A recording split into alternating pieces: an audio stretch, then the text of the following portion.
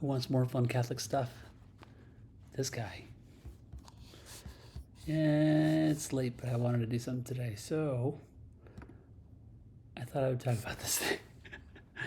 Has anyone seen this movie? So I learned about this movie from watching something with Bishop Barron, and it features St. Thomas More, who this story is so good. Like, I don't know how you could not think being Catholic is cool.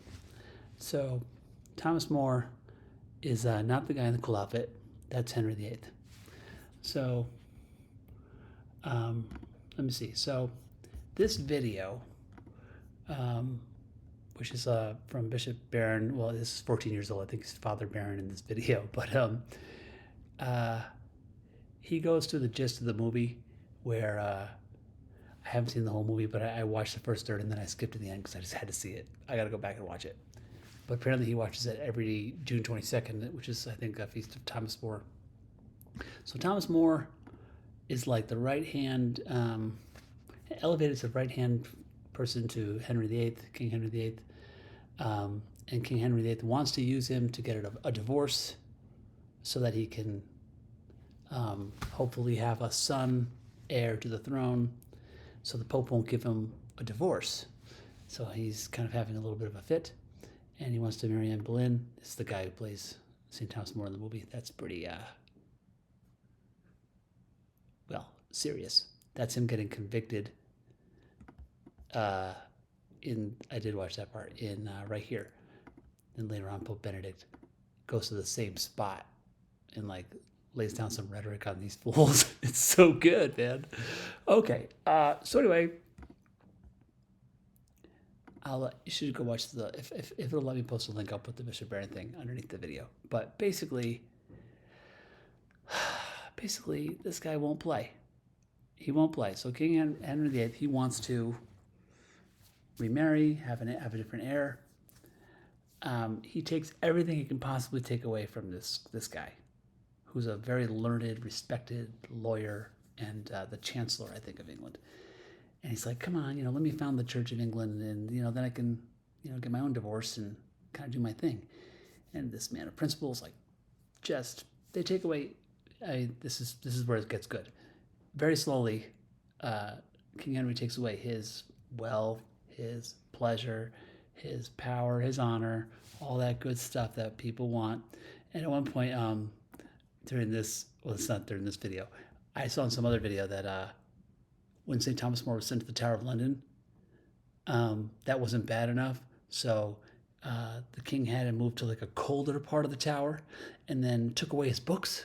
So like he's just like in a cold stone room in the Tower of London, and they're like, sign this thing, found the Church of England, let the king get divorced, and we won't chop your head off. And he's like, no thanks, I'll let my head get chopped off.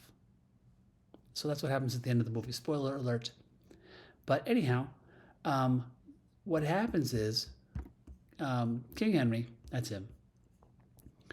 He does have his way. He does chop off St. Thomas More's head.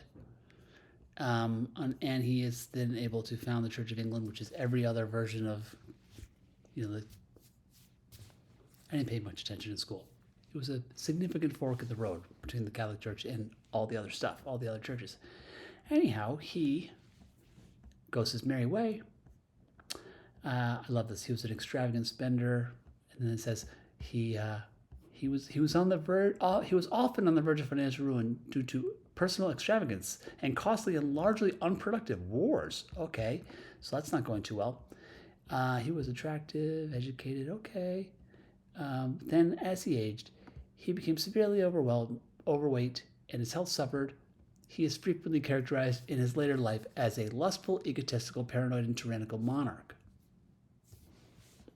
So this is not good. I guess that's what he looked like when he was still had some game. Oh wait, no, that's his parents. Sorry. Anyhow, he ends up with 6 marriages, I think, right? So you have on one hand, you have the King of England, right? Versus this guy here. And you gotta say, like, who wins here? Thomas More goes to the he's like, I think right before he gets his head chopped off, he says like, I'm still your faithful servant, but to God first. Puts his head down. They cut his head off. So who are we celebrating today? Thomas More. Man, it's just cool. 16th, and so then the king gets married another 4 times, and I don't know. I think that's cool. If you think that's cool, I just want to rub it in King Henry's face just to end the video here. Does anyone else love the Herman? I love the Herman Hermit song from 1965.